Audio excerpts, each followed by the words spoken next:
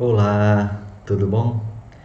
Esse é o segundo vídeo do diário de escrita do meu romance que eu estou fazendo, né? Sempre em vídeo. Se você não viu o primeiro, eu vou deixar aqui em algum lugar o link para você poder assistir o primeiro.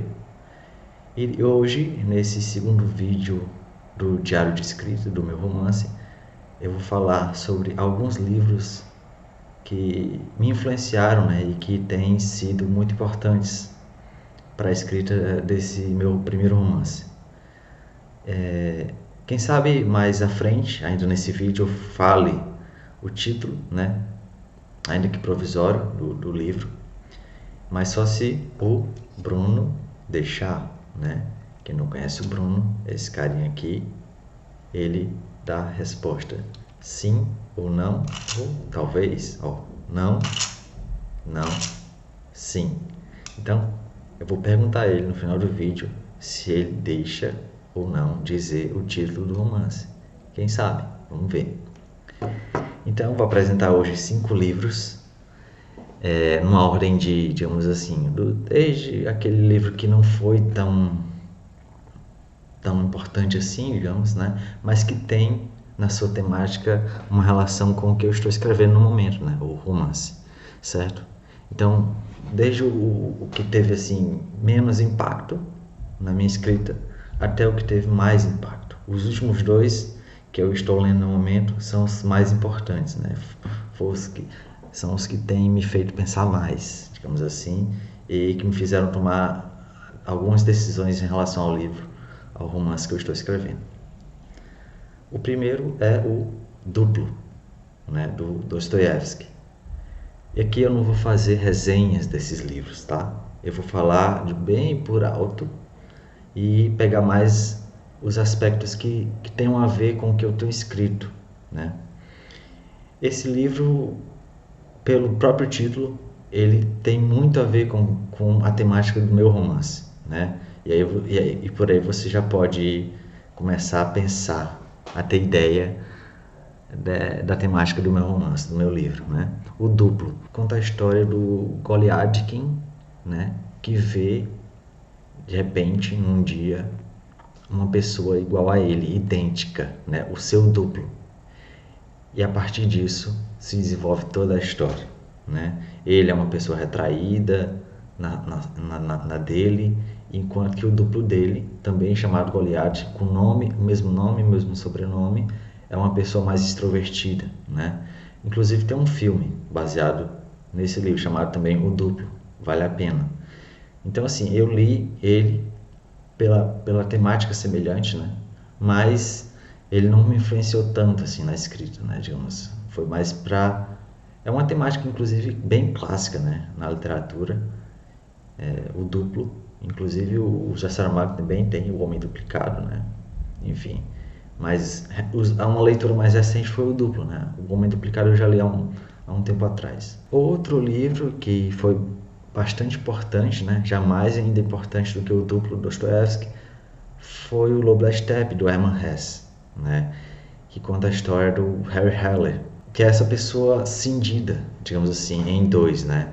Sendo uma parte o homem e o outro o lobo, né? Ou seja, uma parte civilizada e uma parte selvagem. Então, a leitura desse romance do Hermann Hesse também foi muito importante e ele já me trouxe mais reflexões, né?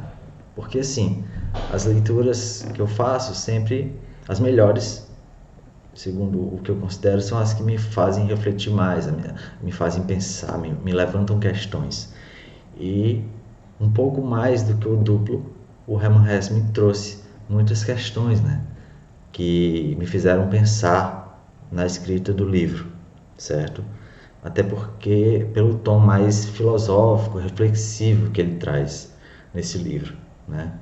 Então, muito bom também, né? Ele consegue, através da narrativa, né, trazer para a própria forma narrativa esse duplo. Isso é bem mais interessante, né? Já o Dostoiévski, ele é um pouco mais linear, né? O duplo está ali apenas no personagem, e aqui não. A gente já consegue observar o duplo dentro da própria do próprio texto, digamos assim. Outro livro, já mais importante que o anterior, né, para mim, para a escrita do que eu, né, do meu projeto de romance, foi Um Nenhum 100.000, do Luigi Pirandello, o escritor italiano, né? Bom, esse aqui quebrou minha cabeça, sério mesmo, porque, nossa, eu grifei esse livro quase todo, né? Eu que gosto de grifar, de sublinhar, tá todo grifado, né? Então, porque realmente me fez pensar bastante, né? Eu fiz anotações a partir do que eu lia. Então, ele conta a história do Moscarada, se eu não me engano é esse o nome do personagem, que a partir de um simples detalhe no nariz começa a refletir sobre a própria personalidade, sobre a múltipla personalidade, né? Ou seja, daí o título Um Nenhum 100.000, né? Ele se vê como só os outros o veem. É uma paranoia muito doida, mas também muito boa, né? E me fez pensar muito, muito, muito mesmo. Eu preenchi folhas e mais folhas com anotações a partir desse livro, né? E inclusive aproveitando outro livro dele, do Pirandello, que também vai no mesmo sentido, né? Só que um pouco, digamos assim, mais normal. Esse aqui é ainda mais doido. É o Seis Personagens à Procura de um Autor, né? Que também muito, muito bom e que me fez refletir bastante, né? Então aí vocês já vão percebendo, né? Todos estão em volta da mesma temática, digamos assim, o duplo, né? A personalidade cindida em dois, o lobo e o homem. Esse aqui já ultrapassa o duplo, vai para a multiplicidade da personalidade do homem, né? Do ser humano. Então o negócio vai se intensificando, né? E o meu romance vai por aí. Eu vou aos poucos, a cada vídeo contando mais, beleza? O quarto livro é um livro que não é de literatura, não é ficção, diferente dos outros três, né? Mas olha, meu Deus. E lembrando, esses dois últimos que eu estou mostrando agora têm sido, no exato momento, os mais importantes, né? Porque tem me permitido tomar algumas decisões em relação à escrita ao próprio livro. E sem falar na temática que eles trazem, né? Tá? Então esse aqui, O Real e Seu Duplo, do filósofo francês Clément Rosset, né? O título também já indica a mesma temática, O Real e Seu Duplo, né? Ele aqui vai tratar, é um ensaio sobre a ilusão, né? Vocês podem ver aqui, ensaio sobre a ilusão, e ele vai ter 3 partes, né? A ilusão oracular, um acontecimento e seu duplo, a ilusão metafísica, o mundo e seu duplo, e a ilusão psicológica, o homem e seu duplo. E eu ainda estou lendo, né? O marca-página ainda está aqui. Eu estou na metade, digamos assim. Então, estou na segunda parte, enfim. E, nossa, outro livro. Eu adoro ler filosofia, né? Eu não leio apenas literatura, adoro ler filosofia, ensaio. Ensaio é um gênero que me agrada muito de ler. E esse aqui foi uma descoberta que eu fiz numa das pesquisas que eu estava fazendo e vi esse livro e, não, tenho que ter esse livro, tenho que ter e ler e não me arrependo. Tem me ajudado bastante. Assim que chegou, eu já comecei a ler e já fez toda a diferença, já foi fundamental para a escrita. E eu que estou no comecinho do romance, né?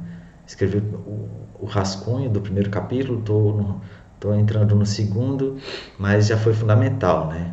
Refletir a partir das considerações que ele traz aqui nesse livro, e eu já pude tomar algumas decisões temáticas, digamos assim, para o livro, e formais também, né? Porque, sobretudo formais, porque o tema eu já tenho mais fixo. A forma como eu vou abordar esse tema é que a grande questão, é que é o problema, né? Que me faz mais quebrar a cabeça. Como eu vou contar essa história? Como eu vou mostrar isso? E o Clément Rosset, através desse livro, O Real e Seu Duplo, já está me fazendo pensar muito, tá me fazendo pirar, isso é bom. E o último, né, o quinto e último livro, que também está sendo, ainda estou lendo, mas tem sido decisivo, foi já decisivo, para que eu começasse, inclusive, a escrever o primeiro capítulo. Eu estava empacado, né? Eu não sabia como começar, não sabia qual norte dar ao livro. Eu tinha ideia, já tinha planejado, já tinha botado no papel o planejamento, a sequência de acontecimentos e tudo, mas como começar eu não tinha. Eu começava e ficava insatisfeito, não gostava. Mas quando eu comecei a ler A Festa do Bode, do Mário Vargas Llosa, nossa, eu escrevi o primeiro capítulo em 2 dias, né?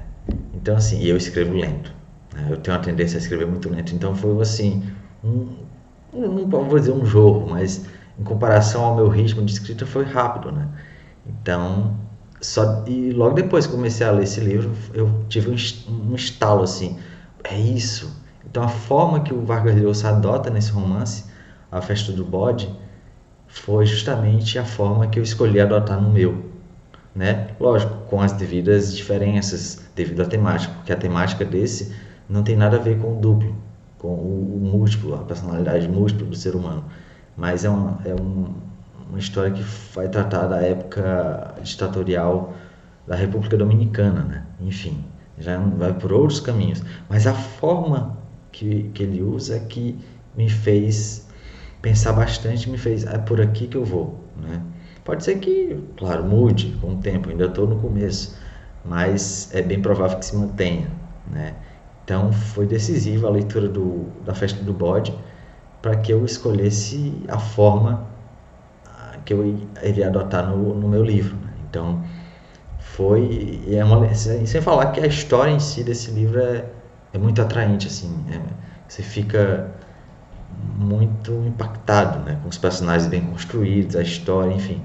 E sem falar que no meu caso, como eu estou escrevendo, eu fico sublinhando os recursos narrativos que ele faz, o modo de escrever, eu fico sublinhando, anotando então é assim que se faz, eu posso fazer isso, eu posso fazer aquilo, né? Então eu vou fazendo esses movimentos para ajudar na minha escrita, né? Bom, e agora vamos lá perguntar ao Bruno se eu conto ou não o título do livro.